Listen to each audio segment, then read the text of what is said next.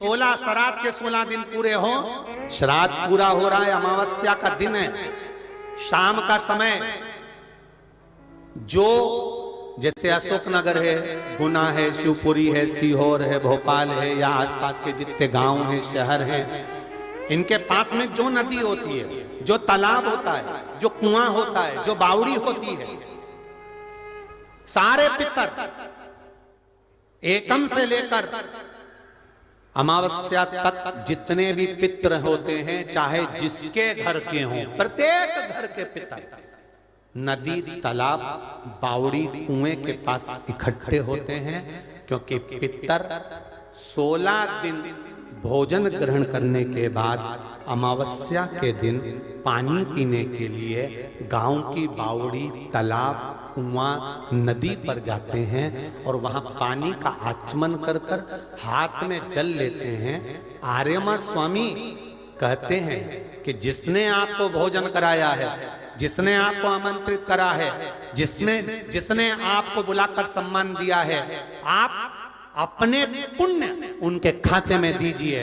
तो पितर हाथ में जल लेकर उनका नाम लेकर कि मेरे मंझले बेटे ने, कि मेरे बड़े बेटे ने, कि मेरे छोटे बेटे ने, कि मेरे चौथे बेटे ने, कि मेरी बेटी ने, कि मेरे उसने भोजन कराया, उनका नाम लेकर पितर जल छोड़ देते हैं। तो साल भर उसके यहाँ भंडार भरा रहता है और वो उन्नति की ओर बढ़ता है।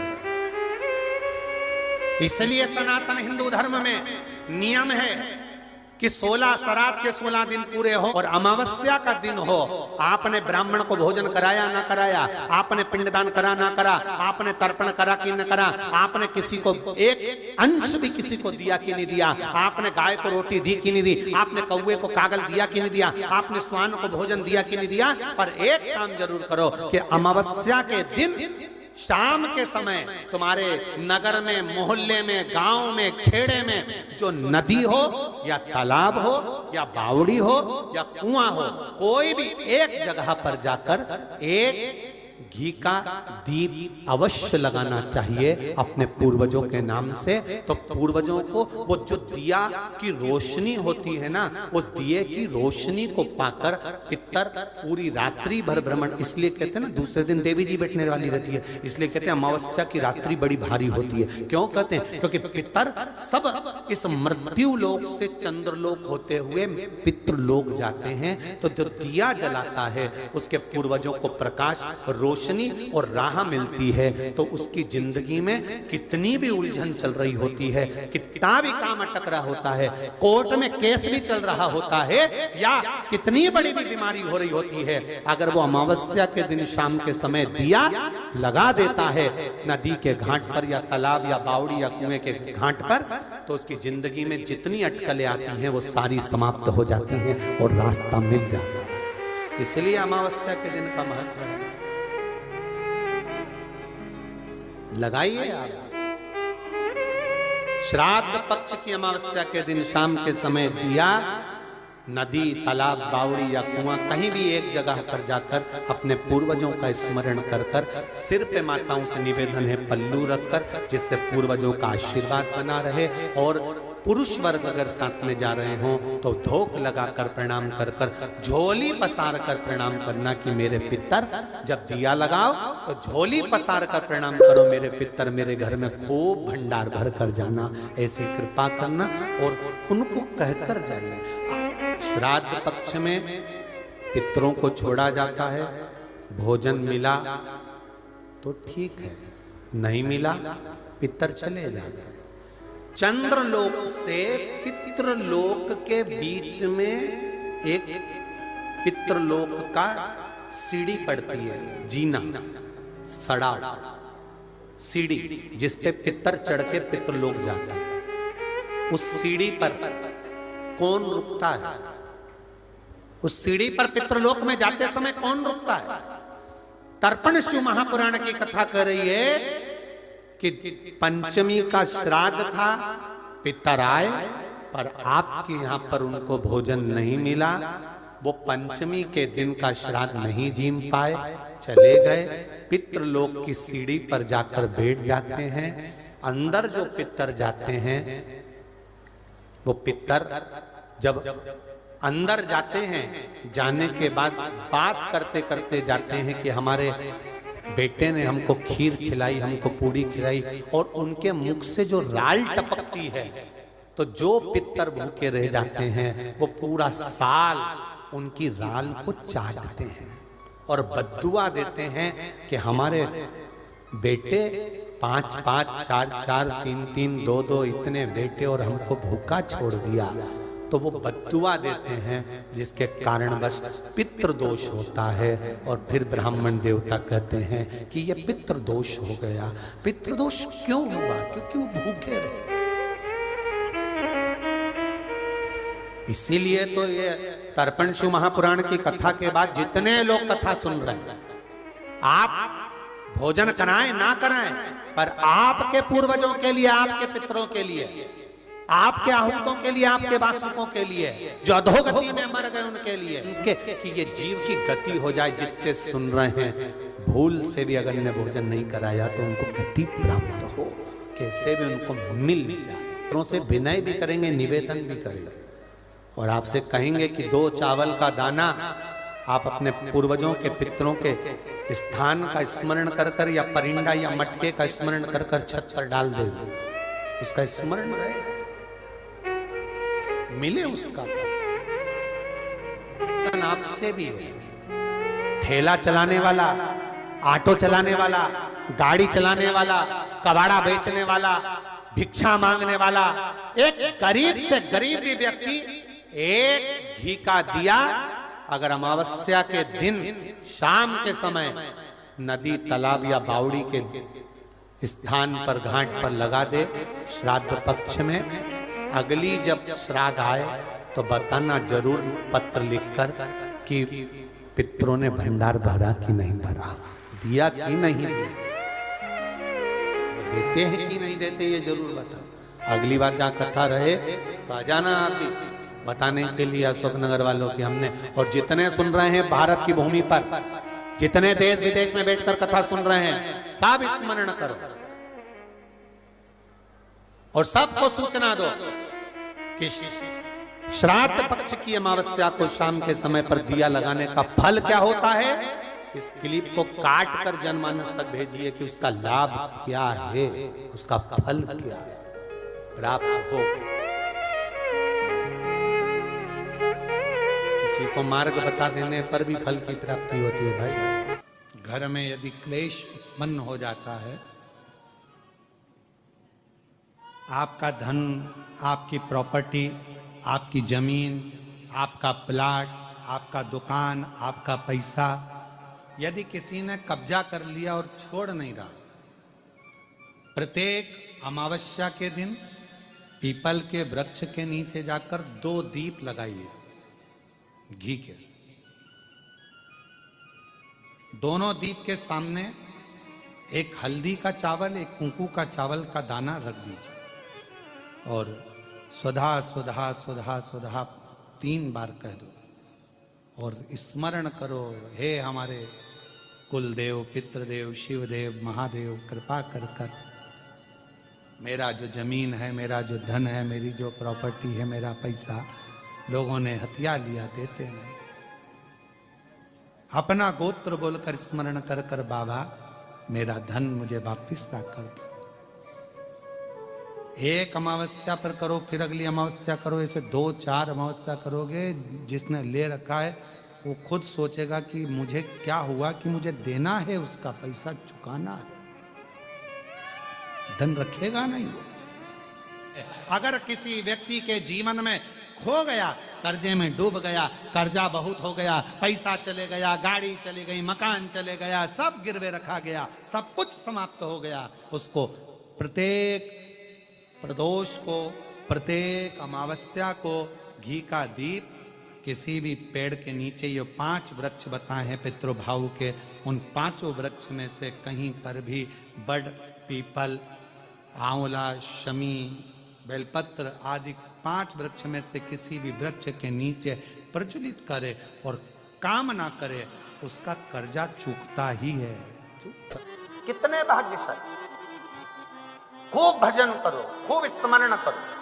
अमावस्या है, अमावस्या के दिन प्रदोष काल में, प्रदोष के समय पर, प्रदोष काल में शाम के समय पर जाकर किसी भी नदी, तालाब, बावड़ी, कुआं, कहीं ना कहीं जो आपके पास में हो, वहां पर एक घी का दिया, बत्ती का मुंह दक्षिण की ओर कर कर अवश्य जला कर जाना। सारे पितृदोष समाप्त हो जाएगा, सारा पितृदोष समाप्त। अमावस्या के दिन किसी भी जलाशय के पास में, नदी, तालाब, बावड़ी, कुआं, जो आपके शहर में, आपके गांव में, आपके नगर में हो, वहां जाकर लगा दे। अगर नदी, तालाब, बावड़ी, कुआं नहीं है तो पीपल का वृक्ष हो या बेलपत्री का वृक्ष हो या बट का वृक्ष हो, उसके नीचे लगा दो प्रदोष काल में। पर अमावस्या के दिन लगाएं जरूर। क्यों? क्योंकि अमावस्या के दिन पितृ शाम के समय प्रदोष काल में शंकर भगवान का नाम जाप कर कर नदी, तालाब, बावड़ी पर पानी पीने जाते हैं। वहां से जल का आचमन कर कर पितृ अपने लोक को चले जाते हैं प्रदोष काल के समय पर। इसलिए प्रदोष काल में जलाशय के पास में, बावड़ी, कुआं, नदी, तालाब के किनारे पर दिया लगाया जाता है दक्षिण की ओर मुख कर कर बत्ती का। तो पितृ आशीर्वाद देते हुए जाते हैं कि फलो फूलो, आगे बढ़ो, उन्नति करो, तरक्की करो। ये पितरों का आशीर्वाद रहता है, पितरों का वर रहता है। आप देंगे उसको मिलेगा। पितृदोष है, ये आपको कैसे मालूम पड़ेगा?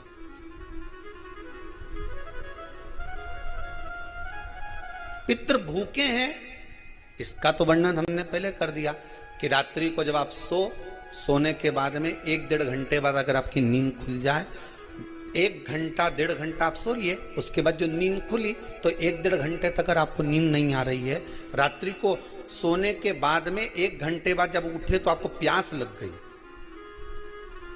भूख लगने लगी, प्यास लगने लगी कि मेरे को पानी पीना पड़ेगा, घबराहट हो रही, पानी पीना पड़ेगा। 1-1.5 घंटे सोने के बाद अचानक नींद खुले और आपको प्यास लगे, समझ लेना आपके पितृ भूखे हैं और प्यास है।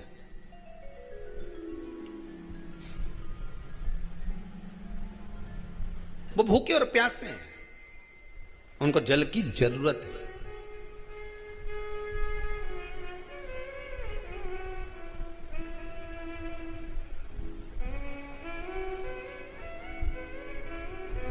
किसी भी नदी में, सरोवर में, कुंड में, बावड़ी में, तालाब में, आप तीर्थ में जाकर जब स्नान करते हैं तो स्नान करने के बाद एक काम का नियम बना लो कि अपने हाथ की अंजलि में जल लेकर अपने पूर्वजों को देना।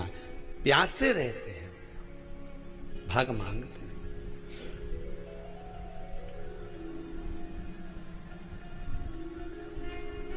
भाग प्राप्त करना। 3 वृक्ष पितरों के तुल्य हैं। पहला पीपल, दूसरा बट वृक्ष, तीसरा बेलपत्र का वृक्ष। ये पितरों के तुल्य हैं।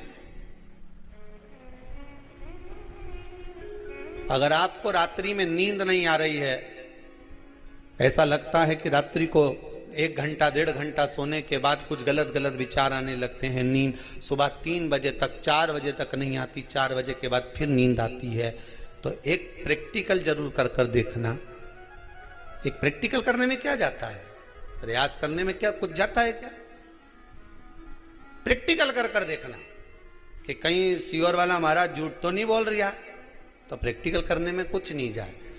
1 लोटा पानी लो, उसमें थोड़ा सा कच्चा दूध डाल लीजिए, बेलपत्री का पेड़ या पीपल का पेड़ या बट का पेड़, इन पेड़ के नीचे ले जाकर उस दूध को दोपहर में सुबह 10 बजे से लेकर 12 बजे के बीच में ले जाकर चढ़ा दीजिए।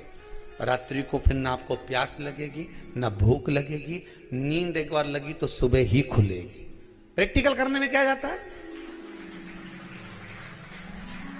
पानी डालने में तुम्हारा कुछ जाएगा? अरे बोलो तो सरी, हाँ मैं 10 रुपया का दूध जरूर उसमें, और तुम इतनी चतुर हो, इतना सारा दूध थोड़ी डालोगी, तो 2 चिल्ला डालोगे। कहाँ तुम इतना डालने वाली हो है?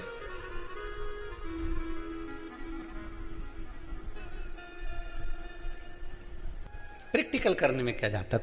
कुछ भी नहीं बिगड़ेगा। ये तो बस जल डालोगे तुम्हारा ही कुछ अच्छा हो सकता है, बाबा की कृपा है।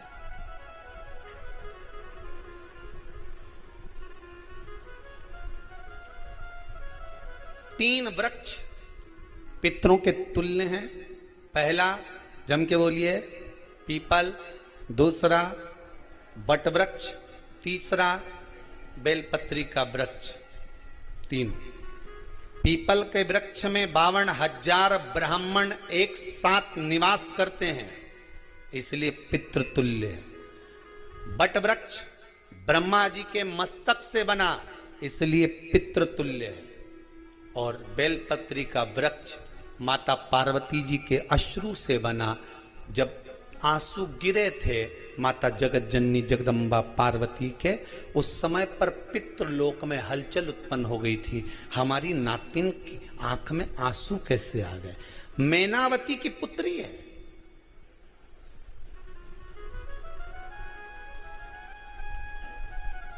पितरों की नातिन, इसकी अश्रु कैसे गिर गए?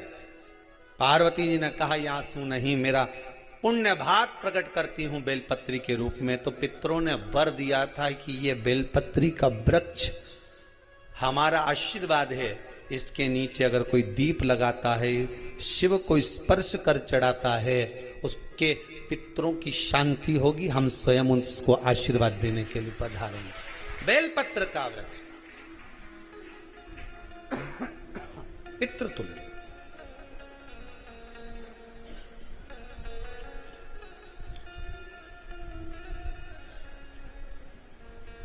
तो रात्रि को अगर भूख लग रही है, प्यास लग रही है, तो पितृदोष। दूसरा पितृदोष का लक्षण बताया, घर में कोई शुभ कार्य ना हो, वंश की वृद्धि ना हो। 1 रुपये कमाओ, 1.25 रुपये खर्च हो रहे हैं, पैसा 10 जगह से कमाई आ रही है पर घर में टिक नहीं पा रही है, आया गया, पितृदोष। जरा सी कटोरी पड़ी है, उसके पीछे विवाद चालू हो जाए, पानी ढुल गया, उसके पीछे विवाद हो जाए, या छोटी छोटी बात में घर में क्लेश मचा हुआ है, पितृदोष है। समझ लो हमारे पूर्वज हमसे खुश नहीं है, प्रसन्न नहीं। मौका लग जाए, सारी दुनिया के लोग तुमसे कह रहे हैं तेरे घर में पितृदोष है। 1 रुपये कमाते हो, 1.25 रुपये खर्च होता है, मानसिक टेंशन बना रहता है। घर में एक व्यक्ति बीमार है, ठीक हुआ, दूसरा बीमार पड़ गया, दूसरा ठीक हुआ, तीसरा बीमार पड़ गया, तीसरा ठीक हुआ, चौथा बीमार पड़ गया। मतलब कहीं ना कहीं पितृ का भाव पितृदोष का बन रहा है। किसी ने कहा तुमसे कि तेरे यहाँ पितृदोष है, तूने ब्राह्मण को भोजन करा दिया, पिंडदान करा दिया, तर्पण करा दिया, तिलांजलि करा दी, गया जी का श्राद्ध कर दिया, हरिद्वार चली गई, वहां पिंडदान करवा दिया, ब्राह्मण भोज करवा दिया, तिथि पर भोजन करवा दिया, सब कुछ करवा के देते। अब एक काम और करके दे, एक काम और करके देख लो। जब तुम घर में भगवान शंकर की आरती, तुम्हारे घर में शंकर जी का शिवलिंग है, भले काय का भी हो, छोटा सा, भले सियोर का कंकर शंकर हो, नर्मदा का कंकर हो, चाहे शंकर पारद के हो, पीतल के हो, स्टील के हो, लकड़ी के हो, जिसके भी हो, लोहे के हो, पाषाण के हो, जिसके भी हो, शंकर का शिवलिंग अगर हमारे घर में है और आप रोज प्रतिदिन भगवान की आरती करते हो, प्रतिदिन, और आपको लग रहा है कि मेरे यहाँ तकलीफ चल रही है, ये ठीक ही नहीं हो रही, लगभग 1.5 महीना आप कम से कम 45 दिन, 1.5 महीने के करीब में ऐसा प्रयास करना कि भगवान की आरती, शंकर भगवान के शिवलिंग की आरती करने के बाद उस दिए को भगवान के सामने मत रखो, उस दिए को उठाकर जहां तुम पानी का मटका रखते हो, हंडा रखते हो, जिससे तुम पानी पीते हो, तुम्हारे रसोई घर में जो पानी का मटका, हंडा, बाल्टी, आरओ का पानी जिस मटके में गिरता है, हंडे में गिरता है, जिसको हमारे यहाँ पितरों का स्थान कहते हैं, उस स्थान पर, उस मटके के पास में, उस हंडे के पास में, उस बाल्टी के पास में, जहां रसोई घर में पानी रखते हो, उस रसोई घर में पानी जहां रखते हो, उसके पास में उस दिए को भगवान के सामने नहीं रखना। आरती उतारने के बाद उस दिए को ले जाके सीधे परिंडे के पास में, उस हंडे के पास में, मटके के पास में उसको रखो। केवल 1.5 महीना कर कर देखना। 1.5 महीने के बाद तुम्हें मालूम पड़ेगा कि हम वापिस उन्नति की सीढ़ी पर चढ़ना प्रारंभ करती है, हमें फल मिलना चाहिए। अब तुम्हें ना कहीं जाना है, ना कहीं आना है, ना कोई खर्चा है। खर्चा है क्या? ईमानदारी से बोलो, कोई तुम्हारा लाखों का रुपया लग गया क्या? रोज आरती करते हो रोज आरती। बस आरती का नियम बना लो कि हमको पितृदोष किसी ने बोला है, हमारे घर में अशांति है, पितृदोष है, कोई कह रहा है कि तुम्हारे घर में पितृदोष है। हमने सब कुछ करके देख लिया, अब हमें ये करना है कि महादेव की आरती जब होती है तो उसकी ज्योत का दर्शन करने पर 1000 कपिला गाय के दान का पुण्य मिलता है। तो ये पुण्य हम हमारे पितरों को देते हैं, जिससे उनकी मुक्ति हो जाए और हमें आशीर्वाद प्राप्त। उस दिए को नीचे नहीं रखना है, आरती उतारने के बाद आरती पूरी हो जाए तब उस दिए को ले जाकर, जब आप ले जाकर उसको रखें तब उस स्थान पर रखें जहां पितरों का स्थान, जहां पितरों का स्थान।